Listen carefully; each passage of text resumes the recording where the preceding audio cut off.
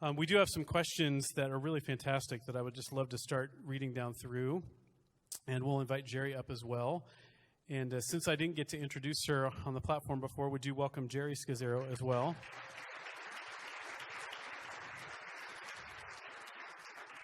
And really, either of you can respond to this. And is there another mic? Yeah, thanks, Jen. To any of these questions. And these are questions that some of you sent in over lunch. So let me find a couple of good ones here. I like this one. Pete and Geri, do you have a tactful way to share with people who give you grief over taking a Sabbath, who don't understand and maybe view it as lazy? Do you have a standard response for various boundaries that you set? Great question.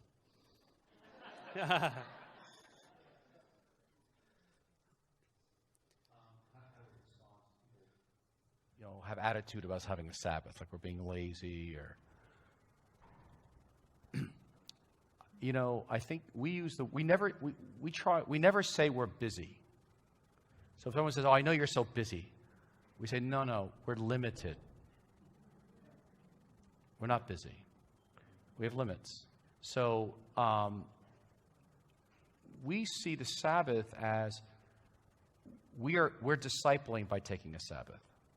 Do you understand? Your Sabbath is a resistance of the powers and principalities that enslave people to think that you are what you do. So I'm actually loving them by letting them be mad at me. Do you understand? Because it's really for their good. And so I don't think, we're not, people say, can I meet with you on Monday? Our Sabbath is Friday night to Saturday night, 6 to 6. We'll talk about this tomorrow at the all-day workshop, Sabbath, a bit more in depth. But depending on who we're talking to, we won't say, well, it's our Sabbath, we can't talk to you. I'll say, no, we have a commitment tomorrow. We're not available. But we'll talk to you the following day. And I think it's lazy not to take a Sabbath. Yes. For some reason, Christians recognize that God has lots of revelation for us in our work, in our suffering, and in our sacrifice. But there is so much revelation of God in delight. And I feel like the church is missing an awful lot of revelation in delight. And I'd like to give people or pastors a challenge who are having difficulty with Sabbath, or challenge them with their supervisors who may not, or their board, and say, do the Daniel test. Listen, just let me, I'm going to do this one day a week for 6 months and see if you don't even get more out of me, so to speak. Now, that's not the reason we do it. We don't Sabbath so we can work harder. We Sabbath so that we can enter into God's love, God's gifts of creation. And but I do believe, it's a countercultural thing, and Christians are called to be countercultural. But I can promise you, you will be a better worker in the kingdom of God if you Sabbath. So it's a spirit for us. It's a spiritual formation discipline. It's not legalism. It's not a have to. But it's like, I'm not saved by Bible study. I'm not saved by prayer. But if you're not praying and reading Scripture, you're probably not growing very much. Well, same way with Sabbath is it's an essential formation discipline, and that if you're not Sabbathing, you're probably too busy, because God made us for a rhythm of work and Sabbath, and your body was made for it. And I like what C.S. Lewis says: lazy people work hard. It's lazy to work too much. It's much more work to not work. You're with me? To have a rhythm in your life where you actually let the soil rest and God can replenish you. But Geri said this in the past. I hope she'll still say it, which would be when we started the whole contemplative journey, which was 2003, my sermons changed. And I was a lot more relaxed about my sermons because I was in God a lot deeper. I was much more aware I'm bringing Jesus. And so, I used to all fret about, did I get the right opening illustration? I want to really get their attention, and grab them. How you're looking for that illustration. I just became less, my life was about prayer and being with God and letting the sermon go at a certain point. And I was just much more aware of it's not the crafting, although I'm into the crafting, it's the revelation of God through my life. Right. It's the life. Yeah. Great. This next one I think you may speak to in one of your books, and you even addressed some of this in chapel yesterday. What have you seen as theological barriers to spiritual formation transformation? It seems many I encounter are bound by their own truncated doctrines. Any thoughts? You know, I'm not sure if this answers that question, but a friend of ours was on a panel about spiritual formation. And the question was, what do you think is the greatest obstacle to spiritual formation? And his response was, we have an overdeveloped outer life, developing programs and those kinds of things, and we have an underdeveloped inner life. And that was his response as to the biggest obstacle to spiritual formation. I think you have to recognize that American evangelicalism, if you look at the global church and through history, is a very narrow sliver. And we're really impacted by Western culture. And so we have a lot of blind spots. And I remember when we first started this journey in 96, I had a year at Princeton, and I studied under Princeton Seminary, and I studied under the leading Augustinian scholar in the world. And I went back to him, and I said, help me understand, how is it that our anthropology, we're so sliced emotionally in Protestant churches? And he goes, it goes back to Augustine, and who was a Neoplatonist of, the body is bad, the spirit's good, it's kind of over spirituality. He goes, and Protestant church is reeks of this over spirituality that sees the body as bad and has a view of emotions. He goes, it goes back centuries and centuries and centuries. So when you bring up this theology that incorporates the whole person, that is a radical thing to bring into the Protestant tradition. And so that's why we were our first book, The Emotionally Healthy Church. I spent 7 years in theology because I knew the reaction I was going to get from some pastors and leaders about just the word emotion. They thought this is psychologizing the gospel, you're compromising, you're tickling people's ears. And it was a defense mechanism to not want to be vulnerable and not wanting to go in these directions. But for us, this is all about theology. And so I'm not a scholar, I'm not a psychologist. I have a doctorate in marriage and family, not a PhD, just a D-Min. But our work is we're equippers and pastors. And so everything for us is in the language of discipleship. We're very careful about the language we use to keep it in the arena of discipleship that deeply changes people, because that's where this belongs. Now, if someone comes up with something deep, like they were abused, or we have specialists in the body of Christ that are called counselors. And these are specially trained people in the church, the wider church, to serve us local churches. But the problem is we have to send everybody to the specialists because we do so little that has any depth to it. But we're able to do an awful lot in the church that we should be doing in discipleship. But we do need those specialists of Christian counselors and therapists out there to serve us. Awesome. My grandfather, my dad's dad, was a pastor of mostly small, what I would say, called clergy-killing New England congregations for much of his career. I don't know how he did it. Looking back on it, Dad, I really admire his faithfulness. And he used to talk about a woman in one of his churches who enjoyed poor health. That's how he described her. She enjoyed poor health. You never know anybody like that in your church. This next question reminded me of that. How do you help or lead emotionally unhealthy people in your church who won't give up their need to keep things as they are and continually resist change? Really insist on remaining emotionally immature. What do you do with that person in your church? I think it depends on the size of your church, what kind of impact that is. And so we don't impose emotionally healthy spirituality on people. We invite them to get on this journey. But if you're in leadership in our church, you don't have a choice. And then I think, and that's the way it works, right? It kind of has that rippling effect out into the congregation.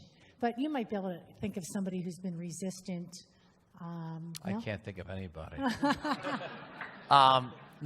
But it's easier if, obviously, when Pete and I came back to our church after we were so 96. transformed by this missing component. I mean, we were born again. And when we took a 3-month sabbatical and did a lot of work personally and maritally on our own and with some mentors. And we came back. We had radically changed. And now we're walking up the steps into our church realizing that nobody in the system has changed. We're the only ones that have changed, and now we're walking into an unchanged system. But we didn't go back into that system to change anybody. We went back in just committed to be ourselves, authentic and honest in every conversation, and it really just had a rippling effect from there. Yeah, again, we're local church people, so churches are slow. It's slow moving. That's what makes it, a family. But as I was telling someone earlier, if we're hiring you on our staff, we're going to send you and your spouse to a therapist who's going to do some testing with you, MMPIs and all that, and because we want to make sure that your marriage has the strength to sustain the pressure of leadership. And because we care about the marriage more than we care about your role. And we want to make sure it's a good fit. And we pay for it, and it's understood that we're going to talk to the therapist, and we're going to talk to you, and it's all wide open discussion. So in terms of now, again, we're 20 years into this thing. We have a rule of life for staff. If you don't Sabbath, you're not going to work at our church. Like, you wouldn't be on staff because you're not a good model. Everyone's got a rule of life that we actually, our pastoral staff has a monastic rule of life that we commit to as a staff team, leading out of your marriage, and silence, offices, Sabbath, all that stuff. Delighting, marriage and singleness really being in order. So it's quite a high priority, and we give time for it. So it's a real value. But again, as Geri says, we don't impose anything.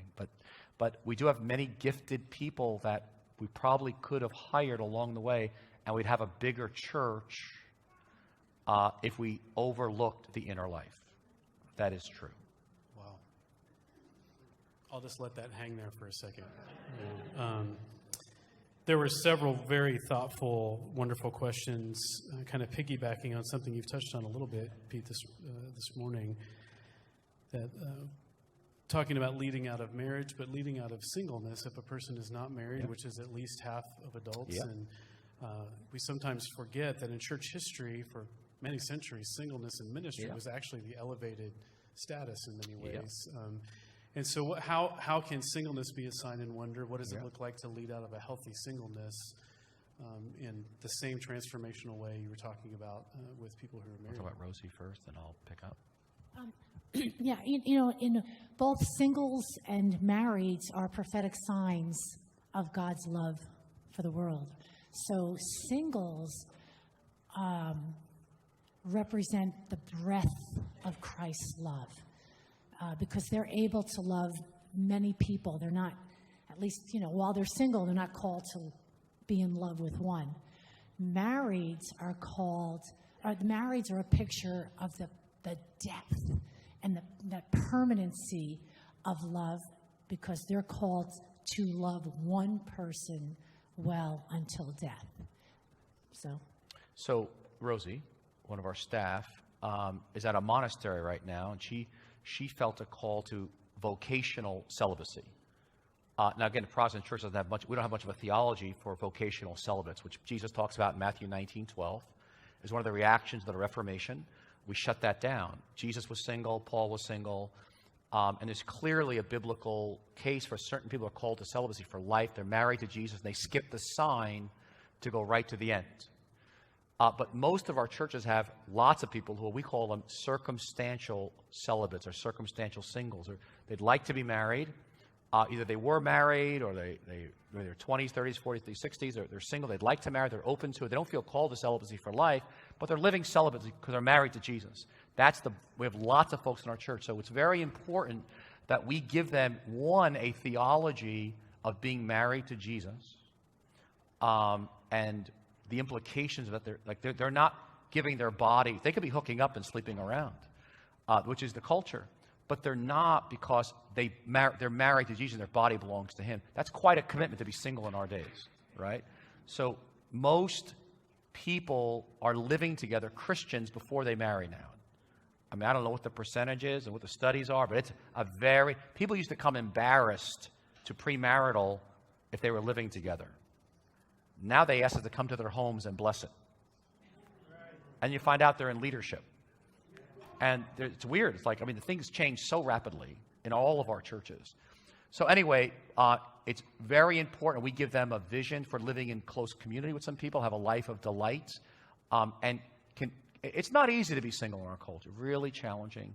And then we have more and more men and women who don't know how to bond, don't know how to connect emotionally for lots of reasons, from social media, growing up and doing pornography since 8 years old, and now they're 20, and they have no ability to have a healthy sexual relationship with anybody. That's a common phenomenon going on right now, besides the family of origin dynamics. And so we've got a massive amount of work to do in our discipleship and teaching people. We call it how to bond, emotional openness, and appropriate physical touch. That's not just sexual touch. And our culture is very confused and twisted about this.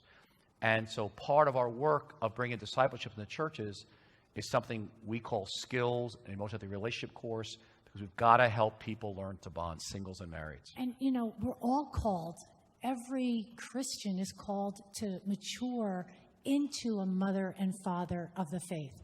So, you know, we try and really give that vision to our marrieds and singles. The singles are called to be mothers and fathers spiritually as much as marrieds are. There are so many opportunities for singles to be birthing and birthing children in the faith. And so, but they have to have a vision for that and intentionality about that. Great, thank you. We've heard you touch on family of origin issues. I know one of the things I was struck by when I went back to your conference in New York in April, you talked about a genogram. If you don't know what a genogram is, it's a symbolic family tree that you go back to at least your grandparents' generation and look at how good things, faith, intimacy, relationship have transmitted from one generation to the next, as well as dysfunction, addiction, abuse, those sorts of things. And I remember you saying at the conference, you have your church board all do a genogram. This was remarkable to me. Have them process that with a professional and then share it with the rest of the church board and ask the board as their community of faith to hold me accountable to not living out of the brokenness of my family of origin story, because I'm called to the family of Jesus. And called out of my culture, out of my family, to do a different kind of thing here in this Christian community. It's remarkable to me. One of the questions we have here is, how do you manage your own family of origin issues as you become aware of those? And maybe even consider talking to your parents about what you're learning to, quote unquote, get through the wall, as you put it, when they might be a source of several of the issues and they don't get it. Timing.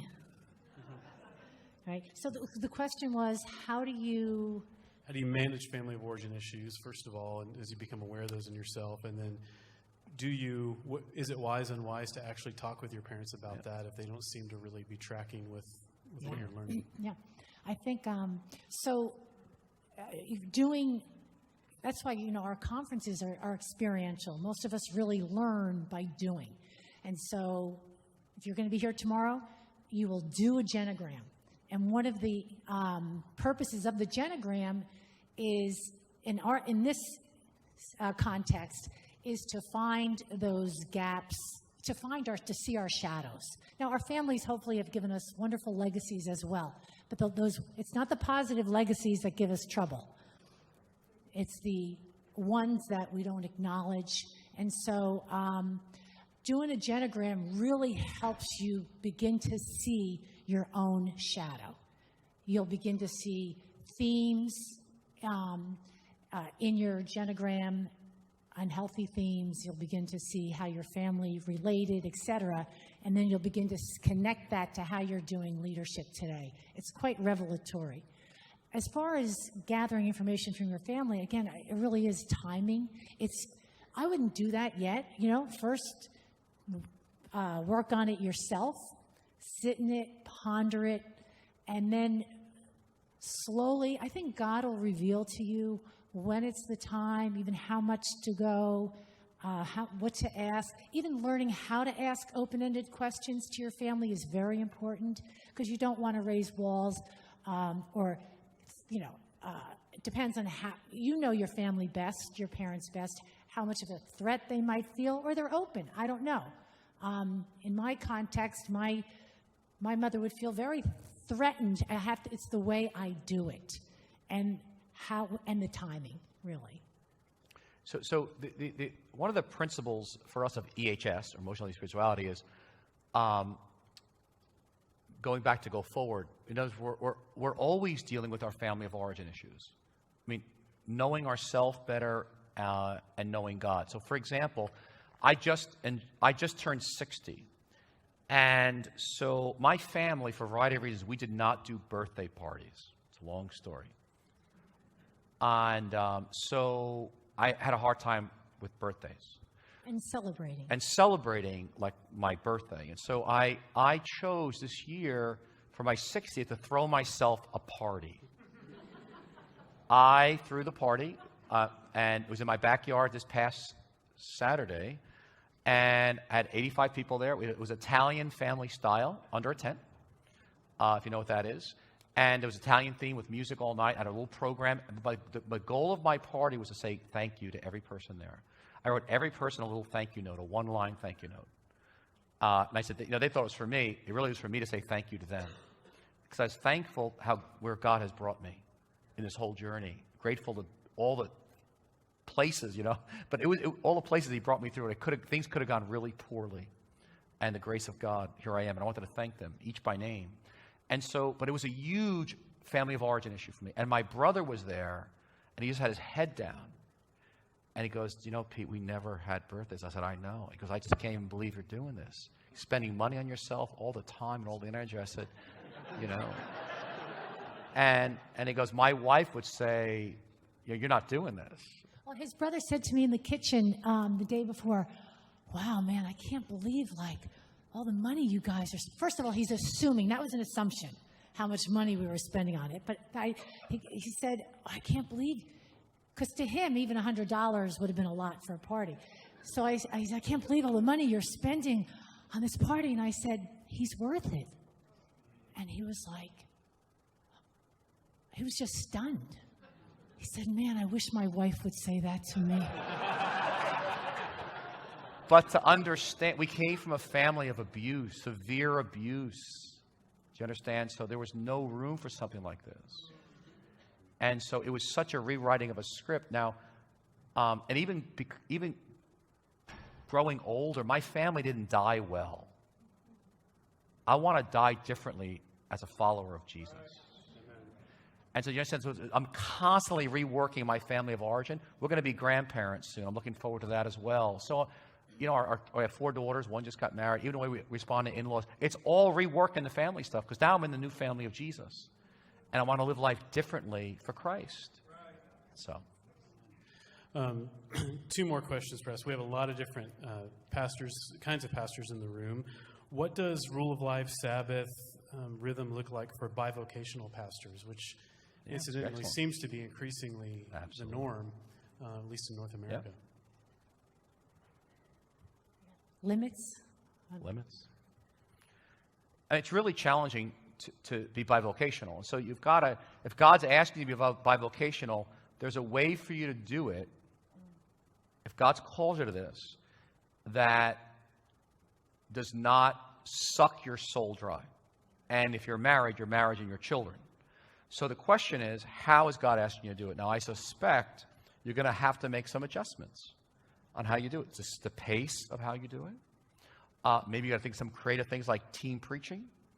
So you're not preaching every week. We know folks have done a variety of creative things from bivocational pastoring, but to say it's not a challenge, it depends on the kind of job you have. Some have jobs where you can do all kinds of work at your job, right? Obviously, that's wonderful, but you've got to negotiate. We always say one of the ways we determine our limits, because we believe in limits as a gift from God. God comes to us through our limits. They're not something to jump past. They're gifts. So, one, we know we need time for our walk with Jesus. How much time do I need to be with Jesus? We have to nurture our marriage because we have a vow that we're going to lead out of our marriage. We want to We have certain practices for our marriage, so it's first. That takes time. And now we've got the church. Our children are grown now, but we still got a commitment to our children, obviously. They're out of the house. But those are big limits for us. How much we travel. I got a commitment to our local church, our role at New Life Fellowship Church. That is key. And so then, what's left over for writing and for some speaking like this? And so it helped. The limits are a way of God guiding us. And we listen to our souls. We like to say the body is a major prophet, not a minor prophet. And when we're exhausted or stressed, that's the Holy Spirit. Something's not right. You with me? It's a good stress. I'm talking about the stress that you just know is like, oh, I got a knot in my stomach. My neck is tight. I've got way too much to do in a short amount of time.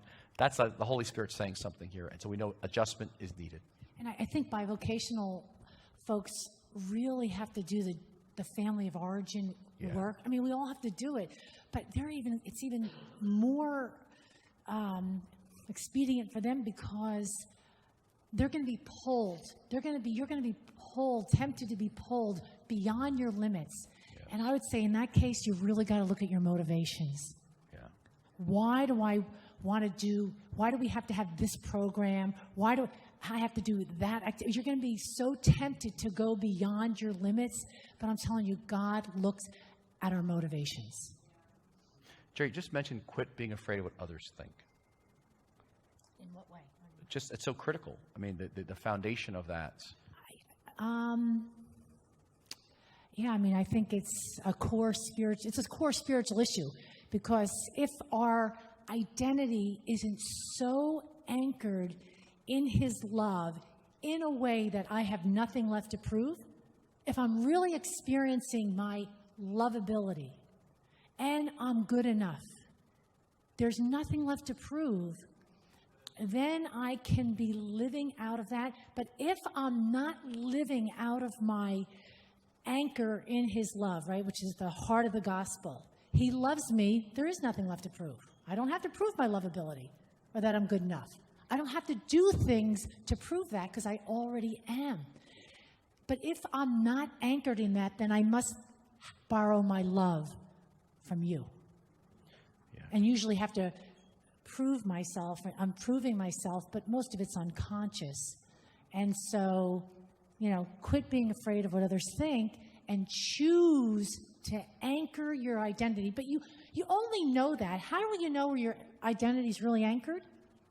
Tell me about your yes and no's. Tell me about your silence. Tell me about your conversations, if you're honest in them. And I will tell you what you really believe about the gospel. Yeah, I'd really encourage it. Geri's book, Emotionally Healthy Woman, has got a whole chapter on that. I highly recommend it. It's just a tremendous chapter. But to male and female. It's for men, and it wasn't written just for females, but it's called that for publisher reasons. Anyway, we require all leaders to read it at our church. But this is why it's both emotional health, which is your family of origin. Why do I need people to like me so much? That's a family of origin issue. It's emotional, but it's also a contemplative issue. It's about, the deeper you get in God, the more free you are from people. And so it's really the uniqueness of what we're talking about here. It's both and. We have a number of folks here who are, your PhDs in psychology or therapists, and some of you are heavy contemplatives, and oblates, in monasteries. But we're talking here about both, which together brings a power to free us in a way that each one separately does not quite carry the same punch as when you integrate the two. So last question, and again, if you want to hear more, join us tomorrow if you haven't already signed up for that. And I'm going to paraphrase several different questions that were a similar theme here. I spent many years as an associate pastor under some phenomenal leaders, and I also like to say I worked once for someone I refer to as a socio-pastor instead of sociopath. That's a little joke I have. Psychology jokes, very little humor. If you are in an associate pastoral role, so there's a power differential. Yeah. But you find yourself working for an emotionally unhealthy senior leader that is then creating, to some degree, an unhealthy system. What do you do? How do you How do you speak into that? How do you navigate that? My immediate response would be, just remember you have choices. You do have choices. To feel trapped is a terrible feeling. So you do have choices to get help, get a spiritual director to navigate that. Get choices to get whatever help you need to navigate that, and to explore God's will about that. You have choices to move on. Again, you might not like your choices, but remember you have choices. And I would say, and it's important to be discerning God's will for you in that. If he's asking you to stay in that situation, then I think he'll give you the grace. But you also have to have the courage to quit or move on if that's what he's asking you to do. It's okay. It's okay to leave that situation, but it may take courage for various reasons. And I'll give you another angle to that, too. I think we're big believers in authority in a good way. I mean, that God sets up local churches, and there's an authority God-given. And we respect that. So, for example, even now, we are under the authority of New Life Fellowship Church. We're under the board. And actually, the lead pastor, Rich, who's 37 years old, he's the lead pastor. I'm not. So we're on staff. And we are his biggest champion. And I believe that if you're under staff, under leadership, you need to champion those who are, in a sense, serving you in leadership over you. And so we always want to encourage people to support and championing those who are in leadership. As someone who's did it for 26 years.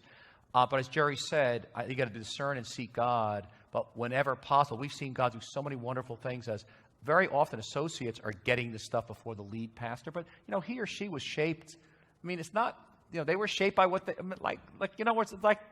We're not that much further along than everybody else. All right, we're all in the same ballpark here.